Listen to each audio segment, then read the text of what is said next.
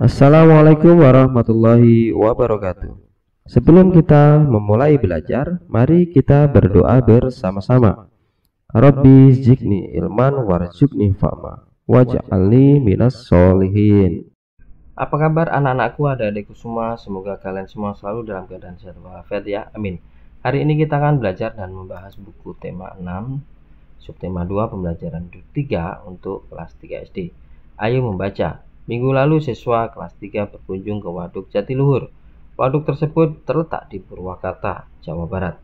Murid-murid senang sekali. Hari ini mereka masih membicarakan kegiatan tersebut. Berikut ini percakapan mereka. Ya, kita dengarkan. Selamat pagi teman-teman. Sapa Siti kepada teman-temannya. Selamat pagi juga Siti, sahut teman-teman Siti. Bagaimana kabar kamu Siti? Apakah kamu sudah sembuh? Sudah, terima kasih doanya ya teman-teman, jawab Siti. Oh iya, bagaimana kunjungan ke Waduk Jatiluhur kemarin? Menyenangkan tidak teman-teman? Sangat menyenangkan, banyak ilmu yang didapat, jawab Edu. Ilmu apa Duk? Tanya Cici. Ternyata waduk itu dapat dijadikan pembangkit listrik, jelas Edu. Ya, makanya Waduk Jatiluhur itu disebut sebagai Waduk PLTA, yaitu pembangkit listrik tenaga air, tambah Udin. Mengapa disebut pembangkit listrik tenaga air? Tanya Siti lagi. Karena energi listriknya berasal dari tenaga air. Bagaimana caranya energi air menjadi energi listrik? Siti semakin ingin tahu. Nah, ini Waduk Jatiluhur ya, mulai dari gunung sampai ditampung di dalam waduk. Nah, di sini ada kincir angin yang menjalankan turbin dan menjalankan generator yang bisa mengeluarkan energi listrik.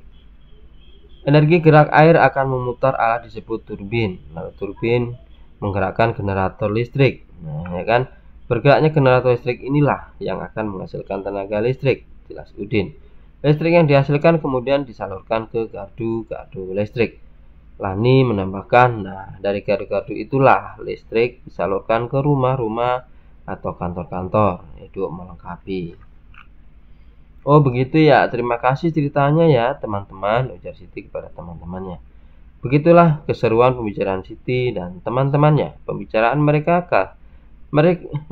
kalian mendapatkan informasi tentang manfaat waduk sebagai pembangkit listrik. Selain sebagai pembangkit listrik, waduk juga digunakan untuk keperluan lainnya seperti irigasi atau pengairan sawah, perikanan, dan juga sebagai tempat wisata. Betapa besar manfaat waduk. Oleh karena itu dapat dibayangkan apa yang akan terjadi jika waduk kering. Sawah-sawah akan kekeringan dan persediaan energi listrik menjadi berkurang. Sekarang coba pikirkan apa akibatnya jika tidak ada listrik. Apa pula akibatnya jika sawah kering? Kalian telah membaca wacana di atas. Jawablah pertanyaan-pertanyaan berikut, kerjakan di buku tugasmu. 1. Tuliskan hal tentang Waduk Jatiluhur yang sudah diketahui. Nah, 1. Waduk Jatiluhur terletak di Purwakarta, Jawa Barat. Waduk Jatiluhur disebut sebagai waduk PLTA, yaitu pembangkit listrik tenaga air. 2. Bagaimana tenaga listrik dihasilkan oleh air dalam waduk? Ceritakan secara singkat. Energi gerak air akan memutar alat yang disebut turbin. Turbin menggerakkan generator listrik. Bergeraknya generator listrik inilah yang akan menghasilkan tenaga listrik. 3. Bagaimana listrik dari PLTA dapat sampai ke rumah-rumah? Listrik dari PLTA dapat sampai ke rumah-rumah karena disalurkan ke gardu-gardu listrik. Apa yang akan terjadi jika air waduk kering? Yang terjadi jika air waduk kering adalah sawah-sawah akan kekeringan, persediaan listrik menjadi berkurang. 5. Tuliskan 3 masalah yang muncul bila tidak ada listrik. Tidak ada lampu, penerangan sudah pasti, tidak dapat menggunakan alat elektronik. Banyak pekerjaan yang akan lama selesai karena banyak alat kerja yang belum menggunakan energi listrik. Ayo menari. Lani telah selesai bercakap-cakap dengan teman-teman. Kemudian Lani mengajak teman-temannya untuk berlatih menari. Kali ini mereka akan melatih gerak kuat kaki pada tari. Jenis gerakannya hampir sama dengan gerakan sebelumnya. Iringan musiknya lebih cepat sehingga gerakan kaki harus lebih kuat. Lani meletakkan tangan di pinggang, kemudian kakinya diayunkan mengikuti irama musik yang cepat. Musiknya berirama cepat, kakinya harus diayunkan lebih kuat. Ingat gerakan yang sudah dipelajari sebelumnya. Nah, kaki gerakan pertama, dan ini gerakan kedua, dan ini gerakan kedua, gerakan ketiga, dan gerakan keempat. Nah, ini gerakan kedua, ya kan? Caranya, yang pertama seperti ini gerakannya, kedua seperti ini, ketiga seperti ini, dan keempat seperti ini. Dan ini ada gerakan ketiga, ya kan? Bisa kalian lihat gerakan ketiga, yang pertama seperti apa, kedua, ketiga, dan keempat. Semakin kuat gerakan pada tarian, semakin besar energi yang dibutuhkan. Bahkan seorang penari dapat bercucuran keringat ketika menari, karena menari menguras energi. Ayo berlatih. Selesai latihan menari, Lani dan teman-teman berlatih menghitung. Mereka akan menghitung kegiatan yang dilakukan di sekolah. Sebagai paduan, digunakan jadwal pelajaran di sekolah. Guru meminta siswa bekerja secara berkelompok. Masing-masing kelompok menghitung lamanya kegiatan selama 1 hari. Sebelum siswa bekerja, guru menjelaskan cara menentukan lamanya suatu kegiatan. Misalnya, 1. Pukul 05.00 Lani bangun tidur, kemudian mandi, berpakaian, dan menyiapkan perlengkapan sekolah. Kegiatan ini dilakukan sampai pukul 05.30. Lama kegiatan tersebut adalah, mulai berakhirnya kita hitung. Selesainya itu jam 05.30. Terus mulainya 05.00, dan dikurangin, ya kan? Hasilnya adalah 00.30. Jadi lama waktu yang diperlukan adalah 30 menit. Ini adalah menit, ya, setelah koma ini menit. Ayah bekerja pukul 07.30. Ayah pulang dari kantor dan sampai rumah pukul 18.00. Lama ayah bekerja dalam waktu yang diperlukan dalam perjalanan adalah, gimana caranya, nak? Sama seperti sebelumnya, ya kan? Berhubung, seperti ini, diambil 1 jam dan ubah menjadi 1 menit. 1 jam sama dengan 60 menit. Seperti ini. Ini kosong, menitnya ini kan menit 00, dan ini menit 30. Menit 00 dikurangi 30, dikurangin menit 30. Pasti tidak bisa kan? Harus menit ini minjem 1 jam ke jam, ya, minjem 1 jam, tapi diubah menjadi menit, ya kan? Diubah menjadi menit. Yang seharusnya 18 ini jadi 17, dipindah ke sini jadi 60 menit. Jadi 17 60 menit dikurangi 07 30 menit. Kita menghitung, kita kurangi, ya.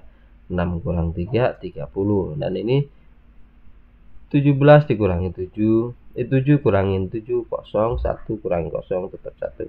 Jadi ayah bekerja selama 10 jam 30 menit. 10 jam 30 menit. Adakah cara lain yang kamu ketahui untuk menghitung lama waktu ayah bekerja? Berikut ini adalah jadwal kegiatan harian Lani. Berdasarkan tabel berikut, tentukan lamanya masing-masing kegiatan. Ini, nak, ya. Caranya pun sama dengan yang tadi, ya.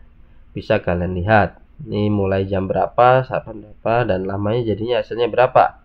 Dan ini adalah cara menghitungnya, ya. Dan yang ketiga, pukul 06 lebih 10 menit, selesai 06 30 menit perjalanan ke sekolah. Cara menghitungnya pun sama, lebih mudah, ya. Ini lebih mudah, dikurangin, hasilnya adalah 20 menit. Dan selanjutnya, sampai di sekolah bermain dengan teman. Ini waktunya 06.55 dikurangin saat berangkatnya 06.30, dan hasilnya adalah 25 menit. Dan belajar di sekolah, mulai dari selesainya kita hitung 12.30 dan mulainya 07.00. Kalau dikurangi hasilnya adalah 5 jam 30 menit, ya kan? Perjalanan pulang, nah 30 menit. Dari mana ini hasil 30 menit? Nah, dari perhitungan ini ya, secara hitungnya ya. Dan hasilnya adalah 30 menit. Dan merapikan pakaian, ganti pakaian, dan makan siang, hasilnya 30 menit. Ini silakan kalian coba menghitung dengan cara ini juga bisa ya. Istirahat siang ya, 2 jam, mulai dari 13.30 sampai 15.30. Terus 15.30 sampai 14.45 mandi sore, itu 15 menit. 15.45 sampai 16.00 berangkat ke tempat kursus musik, itu selama 15 menit.